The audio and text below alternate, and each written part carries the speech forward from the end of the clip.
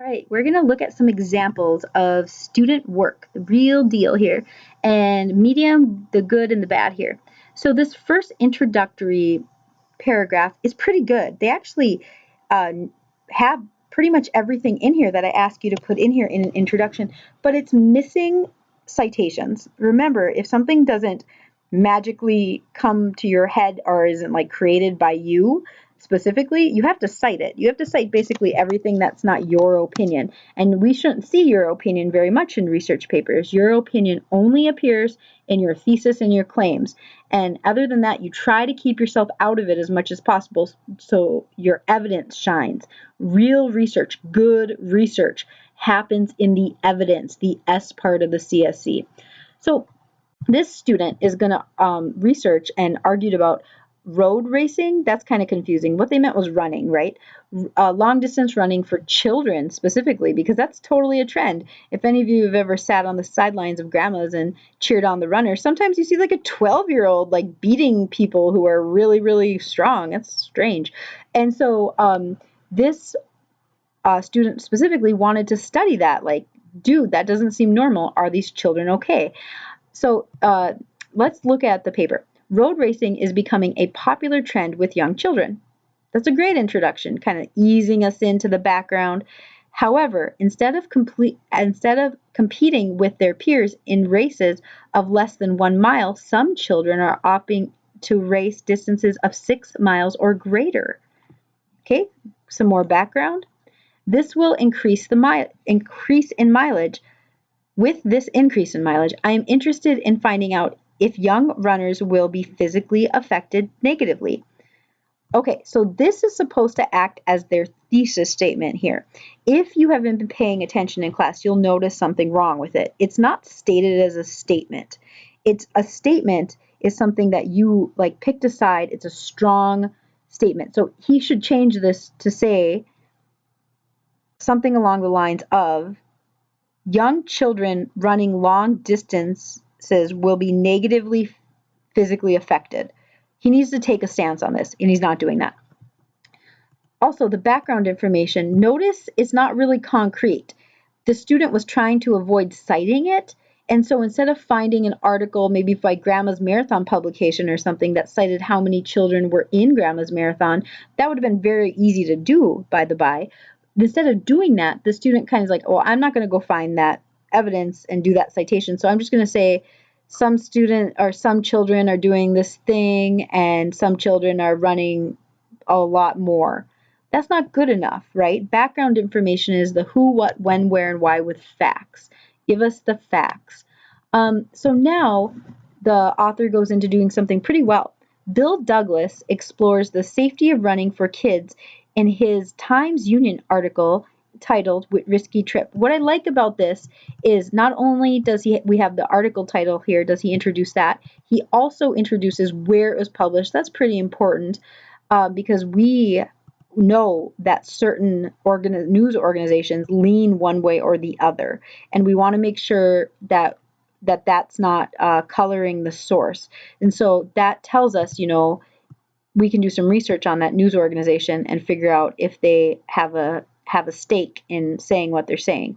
For instance, ExxonMobil's research arm does not want to readily jump on board with climate change. That's against their interests, obviously. That's why you don't see a bunch of ExxonMobil climate change reports hitting the presses and everyone talking about them.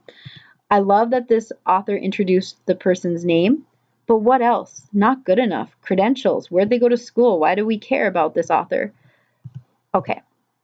The article provides good leads for further research. So they jump right into their claims. Ideally, I would see a little bit of a summary here about the article, just like a one sentence, here's a summary about it.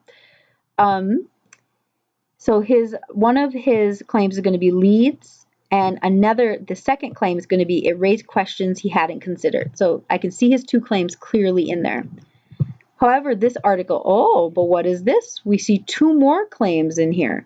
So this student actually wrote a paper with 4 CSC sections, 4 claims. I've seen students write a paper where they smash 2 claims together and they list them at the top, and then they prove both of those claims true throughout the paper. So there's different ways to do this. And now here's the thesis for this paper.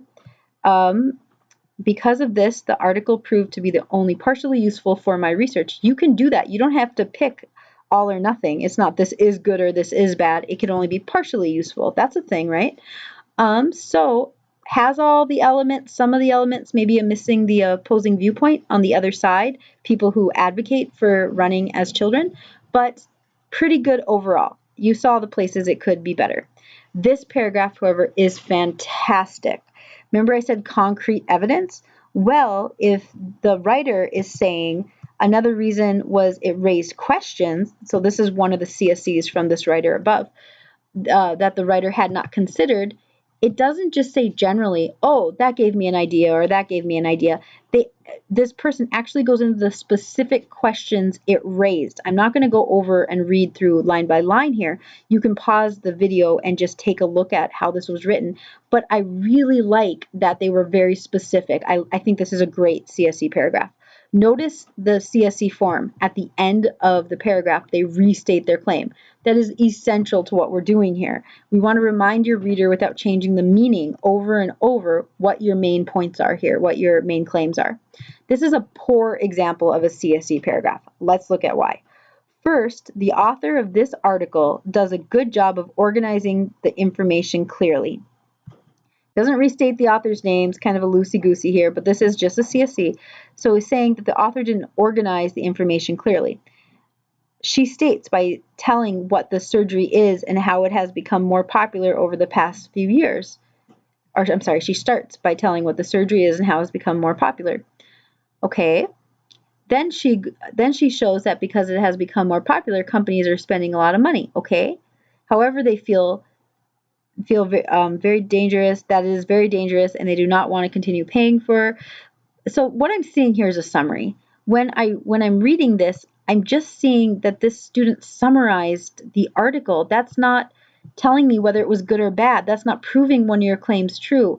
So this organizing information is the hardest claim ever to prove, but it seems like the easiest, so a lot of students pick it. It's not. It's really hard. How are you going to prove someone organized it well? Well, you would have to do what I do. You would have to look at their structure and say, this section was on topic. It was when I comment on your papers, you would have to do something similar to that. That's really hard. It takes a lot of looking at the bones of it, trying to figure out how the whole thing is laid out. So I never advise that for students. This is not concrete, and don't fall into the trap of ever summarizing a source without proving anything true. That happens quite a bit. So with that, those are the main things for paper 3 to remember as you start to draft it.